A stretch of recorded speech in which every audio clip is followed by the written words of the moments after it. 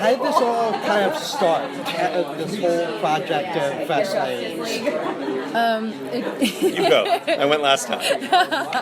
So Chris had been talking to our exec Lydia over at Audible, and he found out that they had just gotten the license to do this, and he was like, "Well, I want to do it, but if we really want this to like sing, we got to bring in Amber Benson, my close personal friend." Exactly. I was doing what Mike said. Exactly. No, honestly, I told them very clearly that, and I believe this 100%, there is no way to bring the cast back, any cast back, without her, because the only way anybody is going to come back into this scenario is with the trust and the respect that they all have for one another.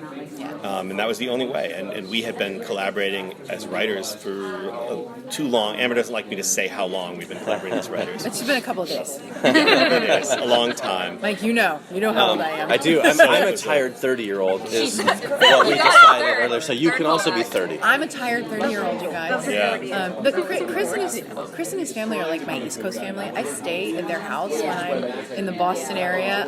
I get to stay in the princess bed, his daughter's bed. So, the only person allowed. Yeah. Getting to work together again was part of the pull for me. And we love Lydia and Meg over at Audible. They are such fans of the fandom, and they kept us true. There were times when Meg would be like, I think I actually said this, not that. I was like, well, you know better than either of us. Lydia would come in from the booth and be like, actually, it was this. In season... Yeah. It was great.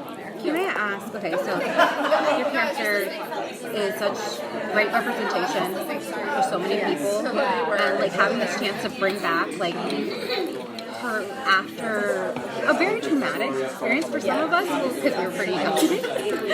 How is it like to like kind of take back that trope of bury your day, you know? No, it kills me. It kills me that became associated with the Tara Willow fandom. I think we were presented with a really cool, like, multiverse world to play in, which allowed us to bring in people and characters that maybe didn't get their due, and maybe give them a better way forward, a better ending, a better sense of closure. But for me, like, Tara and keeping the like good, kind, empathetic part of her as the baseline, and then letting her do kind of dark things. We worked really hard to make sure, because the fandom was very damaged by what happened, and it was damaging to me personally. So I was like, we have to make sure that like the trueness of her is always there. Like, it's not just she's doing bad things, she's bad. She is tormented, and there's things going on, and there will be a good ending. And trust us, go on the journey. Right. We'll have a good experience. Well, and we talked about that so many times during this specifically. Oh, I would fight him. I'd be like, no, she can't do it. And he'd be like, just we're going somewhere. And by the time we get to the end of this, if some of you may have listened to it and some of you may not. I mean, right, you listened to 8 hours. We had 3. Yeah, okay. So basically, the goodness of Tara is always there. Yeah. But we're forging, hopefully for the future, we're forging a new way forward for her, and by the time we're done, we've done that, and that was super important to me too. Not only as both as a fan, which I've always been a fan, but also as a friend, because literally, I wrote 13 Buffy novels. The last one was 10 years after I had stopped doing it, and the only reason I came back to do that last one is because they were like, well, would you want to do another one? Because we're wrapping up the line and you want to come in one more time.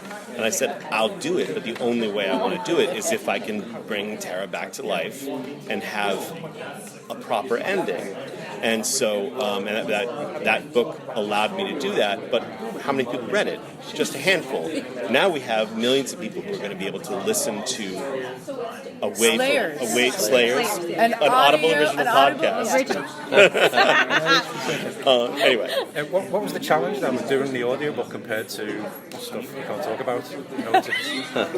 I actually very appreciate that. We're sort of walking this fine line with the SAG-AFTRA strikes, and we want to be very respectful of the union. Yep. No. I went and picketed yesterday.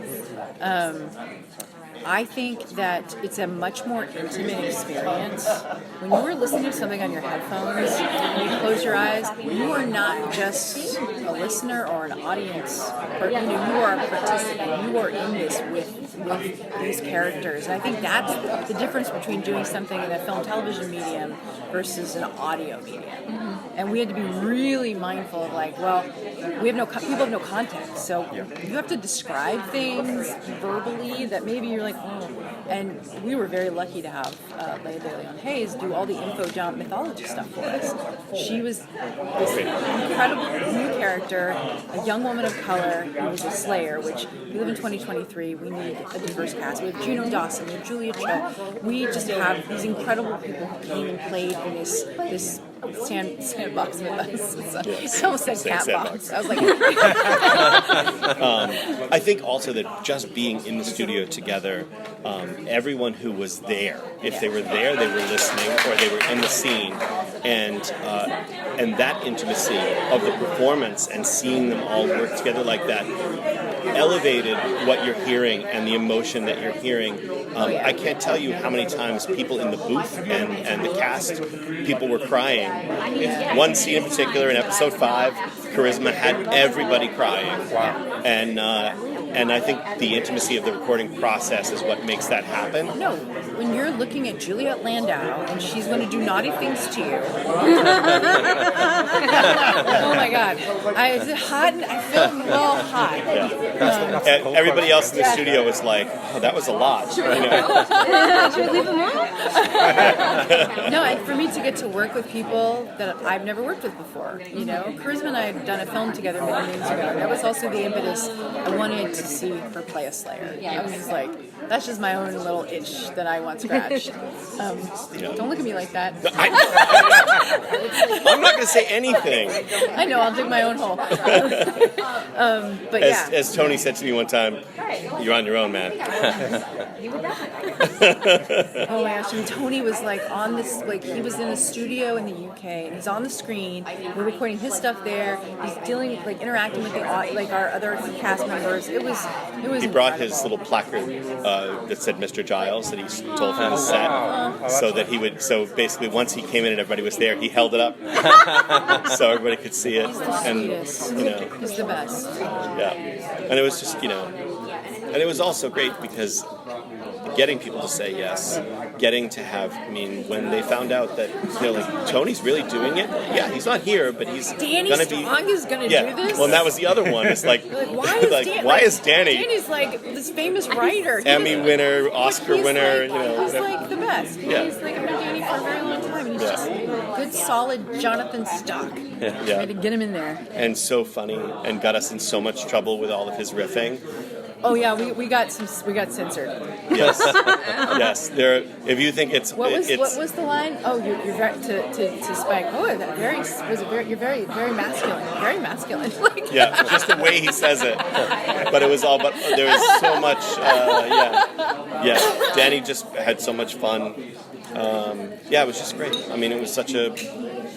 And I got to sneak in my boyfriend. He did the revamped theme song.